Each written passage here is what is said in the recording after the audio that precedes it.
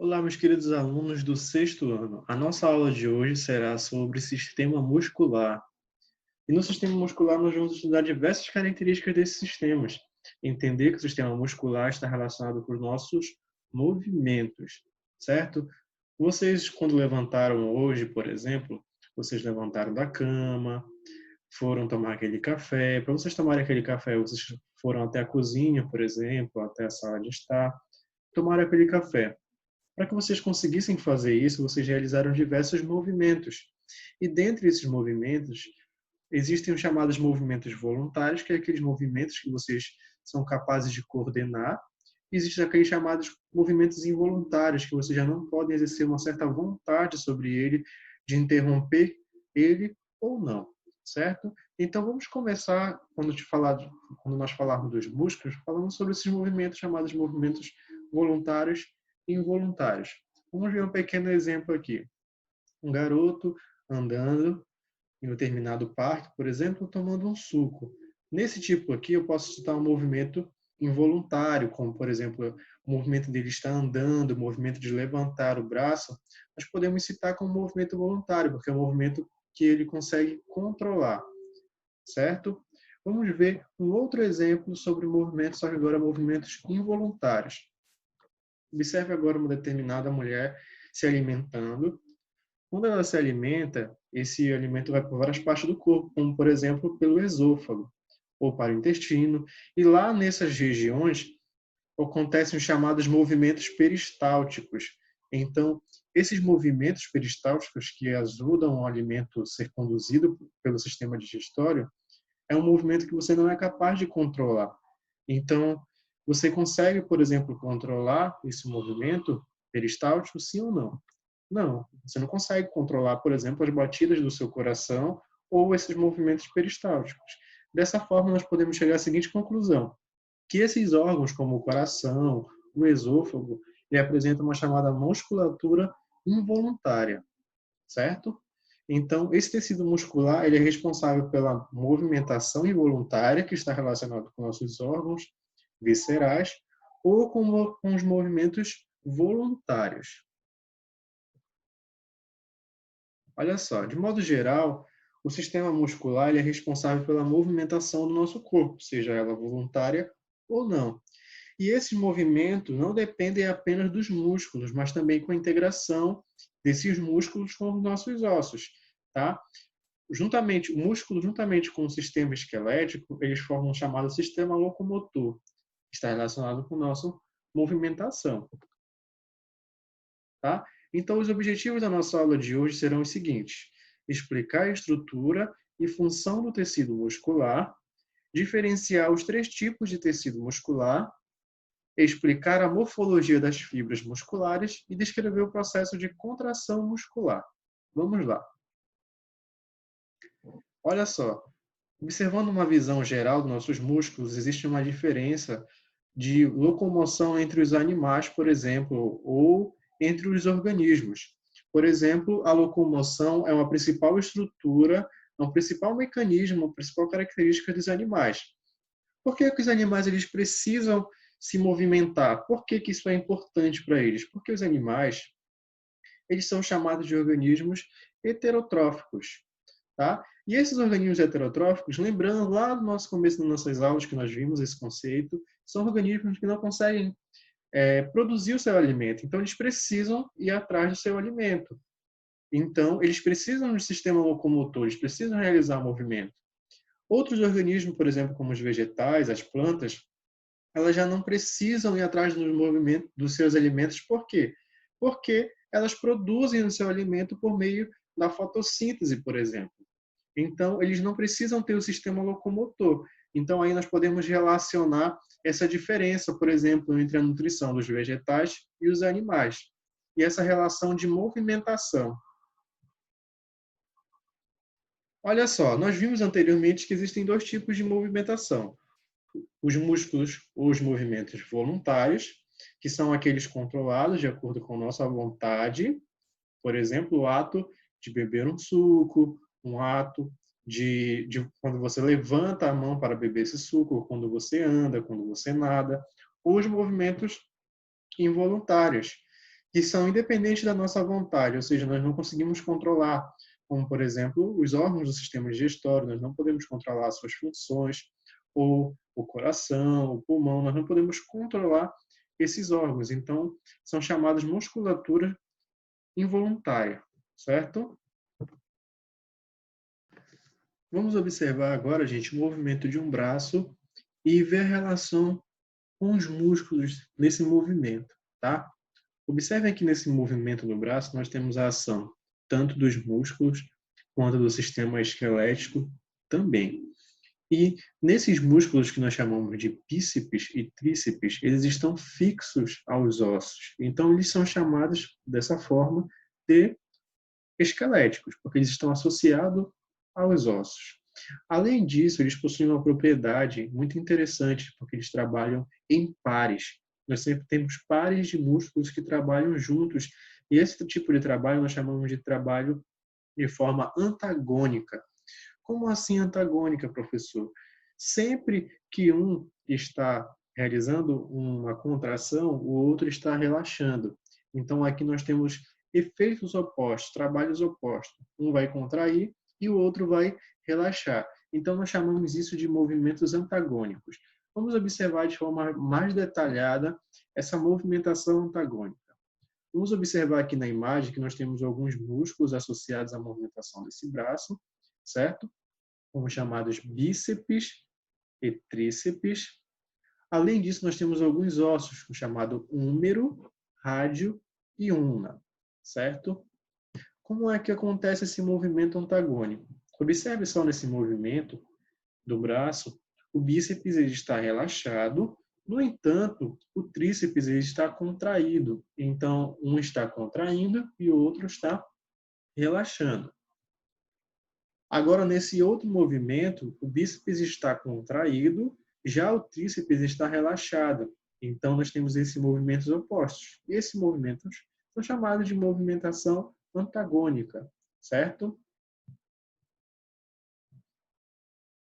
Vamos observar duas propriedades básicas dos músculos. Uma chamada de contrabilidade, que é essa capacidade de contrair o músculo e realizar um movimento, e esse tipo de movimento também, durante essa contração, o músculo ele vai encurtar e vai ficar mais grosso. Então, nós temos essa característica, o encurtamento durante a contrabilidade, ele vai sempre ficar mais grosso. Já a elasticidade é uma outra propriedade que está relacionada com a capacidade do músculo de voltar ao seu comprimento inicial. Como assim? Ele contraiu ou relaxou, por exemplo. Ele vai modificar de tamanho. No entanto, ele tem essa capacidade de voltar ao seu comprimento inicial. E essa propriedade nós chamamos de elasticidade. Esse tecido muscular que está envolvido, né, com o nosso sistema muscular, ele pode ser dividido em três tipos. O chamado tecido muscular estriado esquelético, que é o tecido que está relacionado com os ossos, que recobre os ossos. O tecido estriado cardíaco, que é o tecido que nós encontramos no nosso coração, tá? Que compõe esse coração. E o tecido liso, que está relacionado com nossos órgãos viscerais, com ductos de glândulas, que são ductos que vão secretar algumas substâncias, tá? E a parede dos vasos sanguíneos também são formadas por tecido muscular liso. Vamos conhecer as características específicas de cada um desses músculos. Olha só, como nós vimos anteriormente, o tecido muscular estriado esquelético, ele está relacionado com o esqueleto, ele recobre o esqueleto. Então, por isso ele é chamado de esquelético. A contração desse músculo vai ser rápida e voluntária. Então, nesse tipo de músculo, nós temos já uma chamada contração voluntária. Nós podemos controlar essa contração. E esse músculo esquelético ele é formado por várias células longas, chamadas de polinucleadas. Por que polinucleadas? Porque elas possuem vários núcleos, não possuem apenas um núcleo, ou seja, vários núcleos. E essas células, elas vão ser originadas a partir de umas células embrionárias chamadas de mioblastos. E essas mioblastos dão origem às chamadas fibras, que são células permanentes. Ou seja, essas células, quando elas sofrem algum dano, por exemplo, elas não podem ser regeneradas. Então, se ocorrer algum dano nessas células, não ocorre a recuperação dessas células, por isso são chamadas de células permanentes. Outro ponto importante, sempre quando nós falamos de fibras nos músculos, nós estamos falando de célula, ou seja, célula é o mesmo que fibra. E nessas fibras, nessas células musculares, nós encontramos algumas proteínas especiais chamadas de miofibrilas. Essas miofibrilas, elas são muito importantes no processo de contração. E outra também chamada de mioglobina, que é um tipo de proteína que está relacionado com o transporte de oxigênio. O músculo, por ele realizar intensa atividade, ele precisa ter bastante oxigênio. E essas mioglobinas, elas vão auxiliar justamente nesse transporte de oxigênio. Vamos ver aqui a disposição das fibras musculares, tá? Como elas estão organizadas. Observe aí um pedaço de carne, tá? Formado por músculo. E nesse músculo, nós temos o chamado fascículo muscular, que é uma região que eu tenho várias fibras musculares. Observe aí que eu tenho várias fibras e uma dessas fibras musculares, olha só, nós podemos observar de forma mais detalhada que existem outras características menores, tá? Que são as chamadas miofibrilas. E essas miofibrilas, elas vão se dispor de maneira ordenada nesses músculos esqueléticos, tá? Então, elas têm um determinado nível de organização. Vamos observar agora na prática como ocorre essa organização do tecido muscular e essa disposição dessas fibras. Vamos observar aqui que nós temos um pedaço de carne e nessa carne nós temos uma região chamada de fascículo muscular. Nesse fascículo muscular nós temos diversas fibras organizadas. E nesse fascículo muscular, como eu falei anteriormente, nós podemos observar essas fibras, olha só, um conjunto de fibras musculares, ou seja, células musculares organizadas. E dentro dessas fibras musculares, nessas células, nós podemos encontrar no citoplasma várias miofibrilas, tá? Várias miofibrilas são encontradas então lá no citoplasma. Essas miofibrilas, elas estão organizadas paralelamente nesse chamado músculo esquelético, tá? E essas miofibrilas, nós podemos observar, são as chamadas actinas e miosina. A quitina e miosina, então, são as miofibrilas que formam os chamados sarcômeros, tá? Que é justamente essa região onde nós observamos essa actina e miosina, esses filamentos proteicos, certo? Olha só, vamos fazer um pequeno experimento aqui. Faça a musculatura do seu estômago e os músculos eretores de seus pelos se contraírem com grande intensidade. Qual foi o resultado? Ocorreu a esperada contração? E aí, gente, quando vocês tentaram contrair o músculo, por exemplo, do estômago, vocês conseguiram fazer isso? Sim ou não? A resposta correta é não. Por que você não conseguiu fazer isso? Porque o seu estômago, por exemplo, ele é formado por um tipo de músculo chamado de músculo liso. E esse músculo é um tipo de musculatura que é voluntária ou involuntária. É um tipo de musculatura involuntária. Então, agora nós vamos falar do tecido muscular liso. E nesse tecido muscular liso, como nós já vimos anteriormente, está relacionado com os órgãos viscerais, com os ductos de várias glândulas e com as paredes dos vasos sanguíneos. E a contração desse músculo é involuntária, diferentemente do músculo esquelético. Além disso, a contração do músculo liso, ela vai ser muito mais lenta, no entanto, ela vai ser muito mais demorada. Então, comparado com o sistema, com o tecido estriado esquelético, tá? Então, essa contração vai demorar muito mais, no entanto, vai ser muito mais lenta do que no tecido esquelético, muscular esquelético.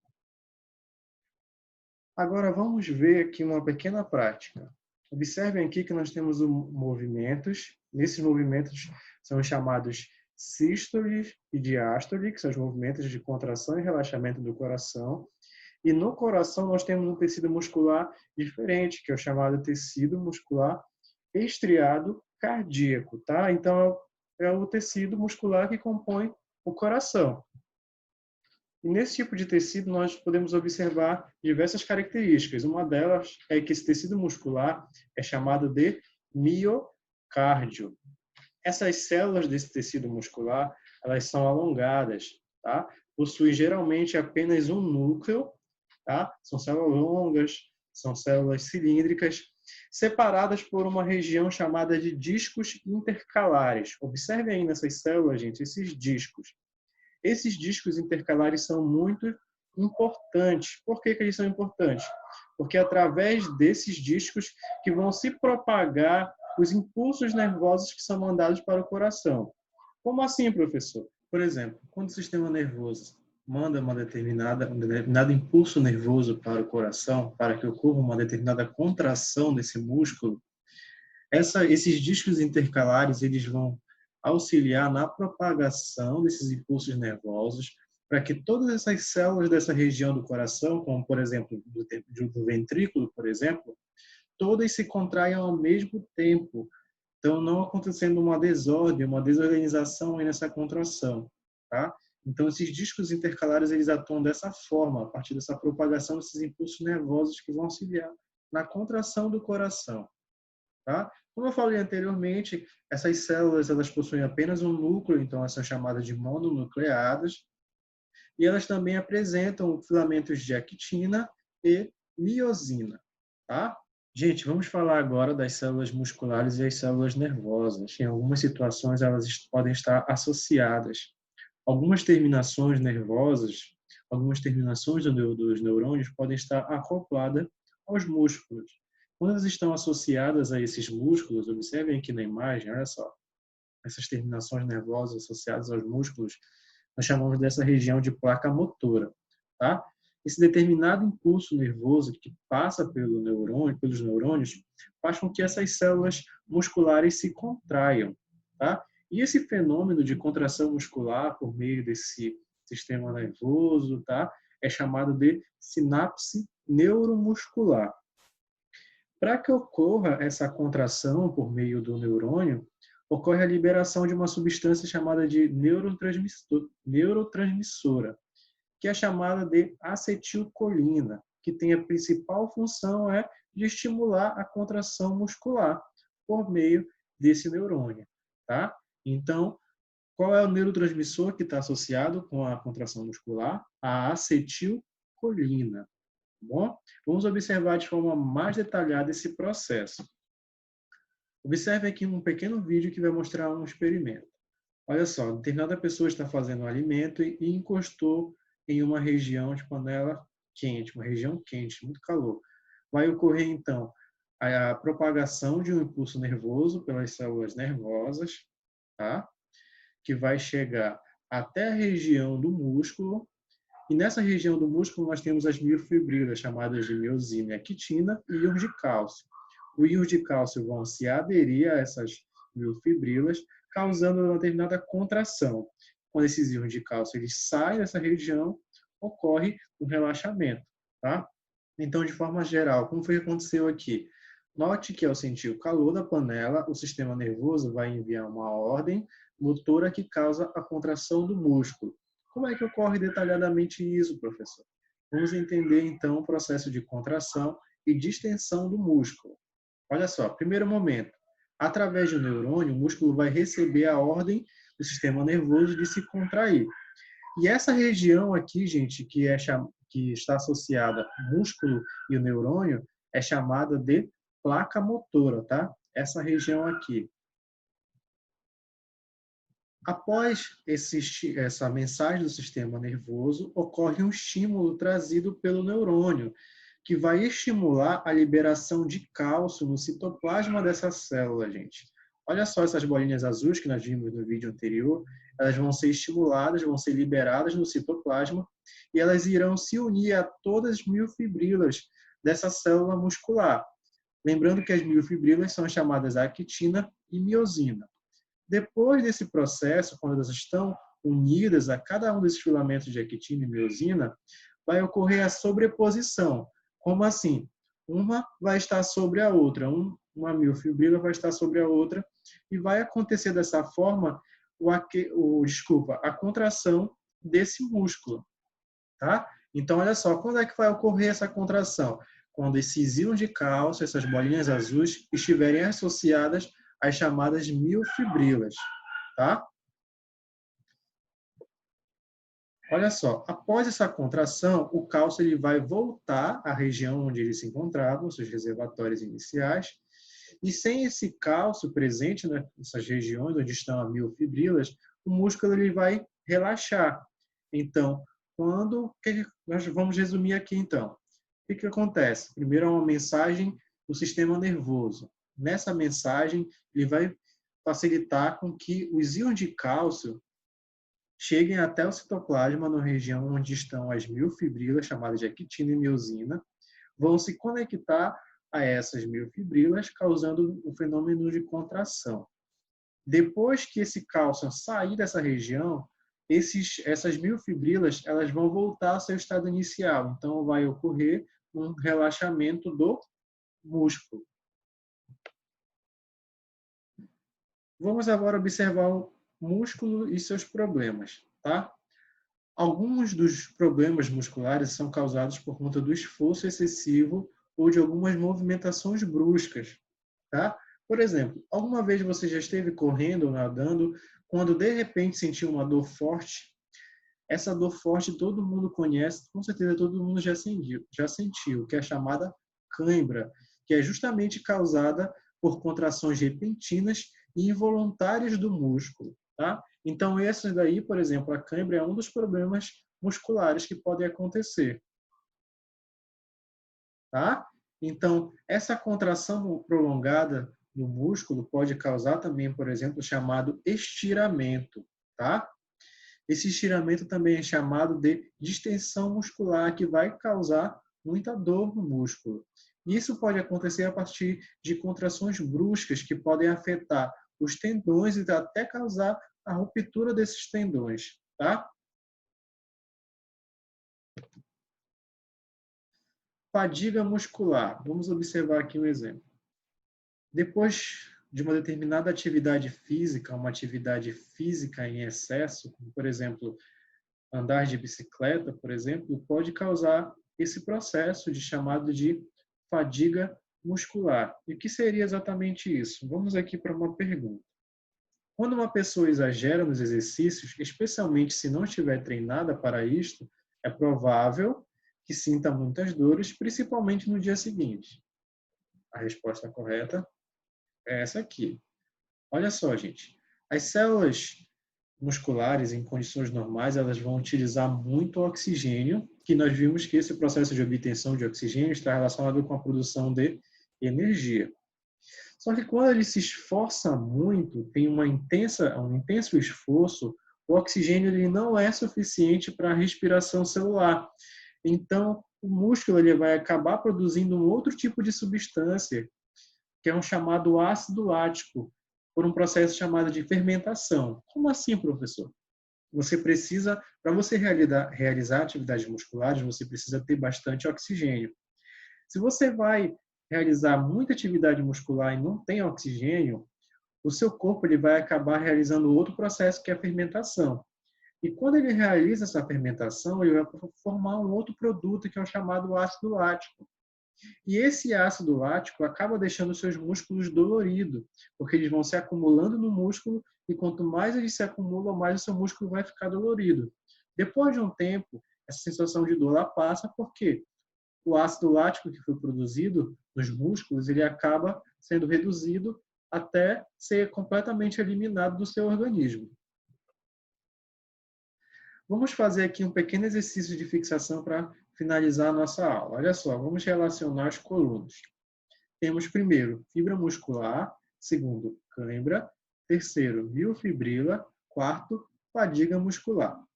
Vamos associar cada um desses aqui. Vamos primeiro. Forte dor muscular causada por contrações repentinas e involuntárias.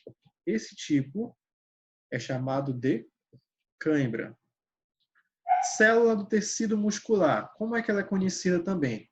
Conhecido como fibra muscular. Acúmulo de ácido lático no músculo provocando dores musculares. Isso está associado à chamada fadiga muscular. E por último, as miofibrilas são fibras contráteis, formadas por filamentos delgados e grossos, tá? Chamadas de filamentos de actina e miosina, tá?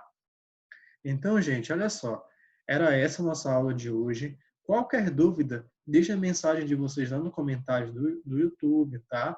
Ou mandem mensagem pelo WhatsApp, lá nos grupos, perguntando para o professor para tirar alguma dúvida, ou mandem mensagem no e-mail da escola, tá? E não esqueçam de olhar lá nos comentários que tem todas as orientações para vocês fazerem as atividades de vocês. Qualquer coisa, mandem mensagem, viu, gente? Até mais e fiquem com Deus.